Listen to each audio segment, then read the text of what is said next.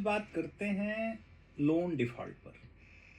Suppose आपने घर खरीदा, घर खरीदने के लिए बैंक से या नॉन बैंकिंग जो फाइनेंशियल इंटरमीडियरीज़ होती हैं एनबीएफसी, उनसे लोन लिया।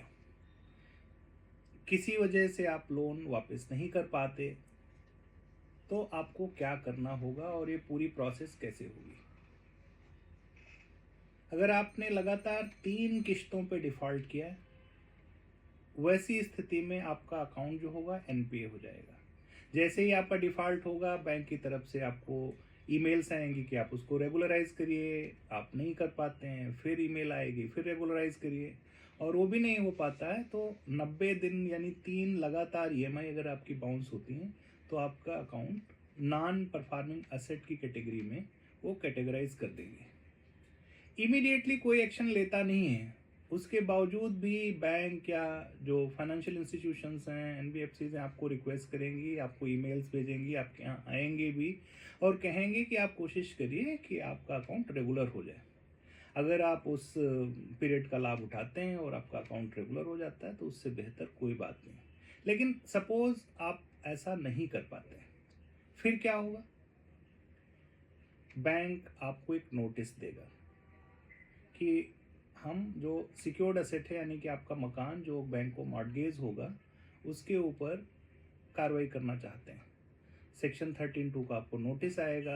नोटिस जब वो देंगे उसके बाद भी आपके पास में 60 दिन का समय होगा कि उस नोटिस का रिप्लाई करें, और रिप्लाई करने के समय में आप अगर उनके पास जाके नेगोशिएट करते हैं, अपना अकाउंट रेगुलराइज करते हैं, तो भी बात बन जाएगी। अगर वो भी नहीं होता है तो आप उनको जवाब दें, और जवाब देने के बाद में अगर बैंक की तरफ से कोई गलतियां हुई हैं तो उनको हाईलाइट करना होगा और फिर चीज़ें आगे चलेंगी। सपोज आप 13(2) की जो नोटिस की अवधि है 60 दिन, उसका भी उपयोग नहीं कर पाते और आपका क्लियर नहीं हो पाता, तो जो अगले स्टेप्स होंगे उस पर बैंक आपके खिलाफ अगली कार्रवाई करेगा, जिसमें जो सिक्योर्ड असेट है यानी आपका घर, उसके पोजीशन से रिलेटेड। तो यूजुअली वो फिजिकल पोजीशन के लिए फर्स्ट स्टेप पे नहीं आते, वो आएंगे, सिक्योर्ड असेट का सिंबॉलिक पोजीशन लेंगे और आपको तब भी मौका मिलेगा कि आप उसको रेगुलराइज कर सकें। लेकिन आपसे ये नहीं हो पाता है। ऐसी सिचुएशन में अगर आपका सिंबॉलिक पोजीशन हो गया और प्रॉपर्टी को बैंक कह रहा है कि हम ऑक्शन पे लेके जाएंगे, बेच करके अपना पैसा वसूल करेंगे, तो आप आ सकते हैं डेट रिकवरी ट्रिब्यूनल में, सरफासी में सेक्शन 17 के अंतर्गत, और वहाँ पे आप अपना ग्रीवेंस रख सकते हैं और आप प्रयास कर सकते हैं कि आप उस अपना अकाउंट रेगुलराइज कर दें, या आप ऐसी कोई चीज़ दिखाएं जिसमें जो बैंक का जो एक्शन है, सरफासी का एक्शन, वो उचित नहीं रहा है, तो पूरा का पूरा सरफासी एक्शन उनके द्वारा, जो एडजुडिकेटिंग अथॉरिटी यानी डीआरटी है, उसके द्वारा क्वाश कर दिया जाएगा। तो ये तो रही एक बात।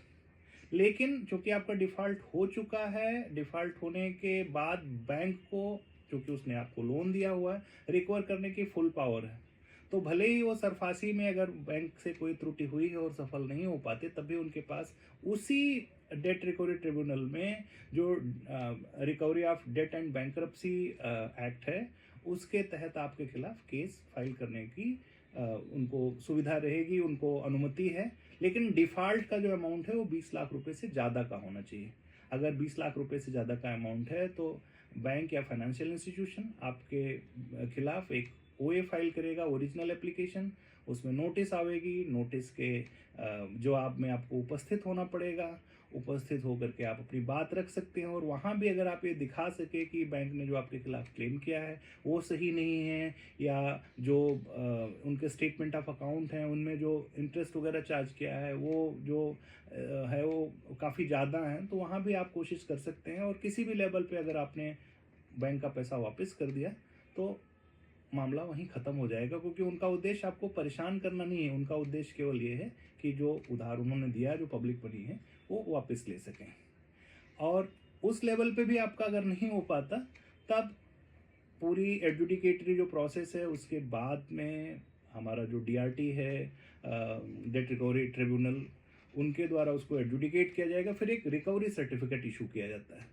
उस रिकवरी सर्टिफिकेट को आप कंपेयर कर सकते हैं किसी भी सिविल सूट में जो जारी की गई डिक्री है। फिर डिक्री के लिए आपको सेम कोर्ट के सामने एग्जीक्यूशन के लिए जाना पड़ता है। यहाँ पर जो एक्ट है उसके अंदर एक रिकवरी ऑफिसर का मैकेनिज्म है, वो उस रिकवरी सर्टिफिकेट को एग्जीक्यूट करते हैं और उनके पास में वो सभी पावर्स होते हैं जो किसी डिक्री को एग्जीक्यूट किए जाने के होते हैं, और अदर उससे भी ज़्यादा स्वीपिंग पावर्स होते हैं। और उस स्थिति में जाके आपका जो असेट है वो ले लिया जाएगा। आपके चूँकि आपने पर्सनल गारंटी भी दे रखी होती है, तो आपके दूसरे असेट्स पे भी कार्रवाई हो सकती है, और तब जा कर के पूरा मैकेनिज्म जाके कंप्लीट होता है। तो अगर आपने लोन लिया है तो आपको कुछ बातें बड़ी गांठ बांध के रखनी है कि आप अपने बैंकर से अच्छे संबंध बनाए रखिए। अगर आपका कोई डिफ़ॉल्ट हो रहा है तो उससे रिलेटेड जो नोटिस वगैरह है उसको संभाल के रखिए, उनसे इंटरेक्शन करिए, कभी घबराइए नहीं, भागिए नहीं। और अगर आपको चीज़ें समझ में नहीं आती हैं तो एक अच्छा एडवोकेट करिए जो आपको रिप्रेजेंट करे, और उसके बाद में आप किसी भी लेवल पे सेटलमेंट पे जा सकते हैं। तो डिफ़ॉल्ट नहीं करना चाहिए, लेकिन हो गया है तो घबराना भी नहीं चाहिए। Thank you.